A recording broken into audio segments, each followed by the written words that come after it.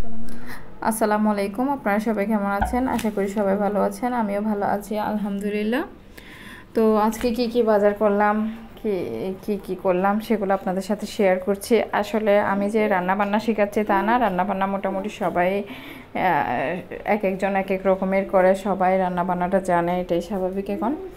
তো আমি আসলে কি করতেছি সেটা আপনাদের সাথে শেয়ার করতেছি, এই আর কি। তো একটা সোনালী মুরগি নিয়ে আসলাম, সেটা কাটতেছিলাম। তো কাটার সময় চিন্তা ভাবনা করলাম যে আপনাদের সাথে এগুলো নিয়ে একটু শেয়ার করি, বাজারও কি করলাম সেটা নিয়ে, যে ভাবনা সেই কাজ, সেগুলো আপনাদের সাথে একটু শেয়ার করছি। তো আপনারা এটাকে আমি রোস্টের মতো ভুনা করব, একদম মাখা মাখা করে। তো সেটা আপনাদের সাথে শেয়ার করব, আপনারা দেখেন। তো দেখতে দেখতে সেই পাখি আপনারা সবাই আমার চ্যানেলটাকে লাইক করবেন, কমেন্টস করবেন, শেয়ার করে দিবেন। আর আমার মাংস কাটাটা কীরকম হচ্ছে একটু জানাবেন। আসলে মাংসগুলো হার্ড ছিল, সে কারণে ছুরি দিয়ে আমি ছুরির সাহায্যে আর কাঠের উপর রেখে ভালো সুন্দরভাবে কাটছিলাম। আপনারা আবার বলিয়েন না যে মাংস কাটতে আবার এই সব লাগে নাকি। আসলে এগুলো অনেক হার্ড ছিল, আর আমি বটির মধ্যে সেগুলো করতে পারছিলাম না, সেজন্য। আমার বটিটা অনেক পাতলা ছিল, সেই কারণে। তো আপনারা সবাই আমার চ্যানেলটাকে বেশি বেশি করে শেয়ার করবেন আর ফলো দিয়ে রাখবেন। আমার যা ভিডিও আপডেট করি সেগুলো একটু দেখতে পারেন মতো। সংসার জীবন আসলে অনেক ঝামেলার একটা জীবন। তো আমরা সবাই সেই ঝামেলাটার মধ্যে পড়ে থাকি।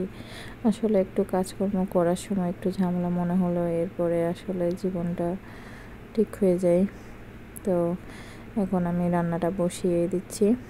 এদিকে আমি তেলের মধ্যে পেঁয়াজগুলো লাল লাল করে একটু ভেজে নিচ্ছি। এদিকে আবার আমার বাইরে থেকে আম গাছে কিছু গাছপালা আছে, ওগুলো দেখাচ্ছিলাম। ওগুলো থেকে অনেক বাতাসও আসে, খুব ভালো। আমার বাসাটা আসলে টোটালি ধরতে গেলে অনেক ভালো বাতাস থাকে সব সময়, যার কারণে অনেক সময় জানলা খোলা রেখেও রান্না করা যায় না। আর আমি এখন সব মশলাগুলো এক এক করে দিয়ে দিলাম। মশলাগুলো ভালোভাবে কষিয়ে নিব।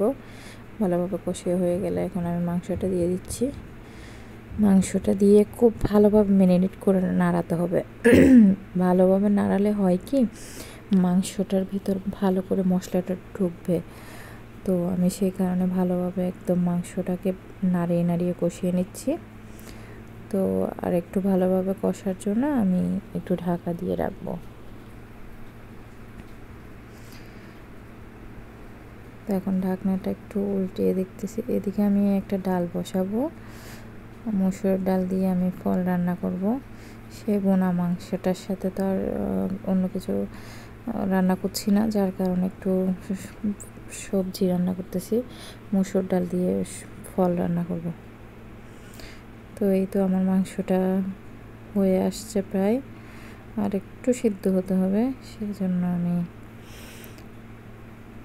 একটু বসিয়ে রাখলাম।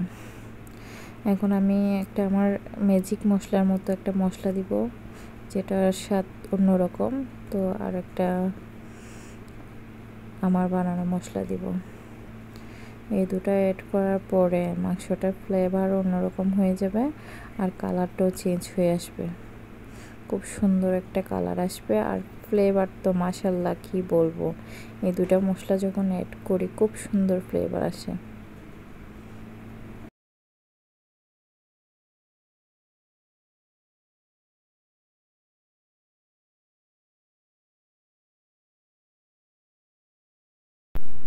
মাংসটার কালারটা অনেক সুন্দর চলে আসছে।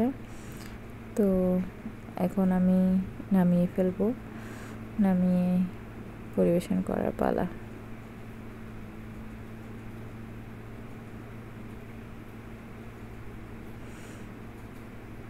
তো আপনারা সবাই আমার রান্নাটা কেমন হয়েছে জানাবেন, আর আমার জন্য দোয়া করবেন। রাখি, আল্লাহ হাফেজ, টাটা।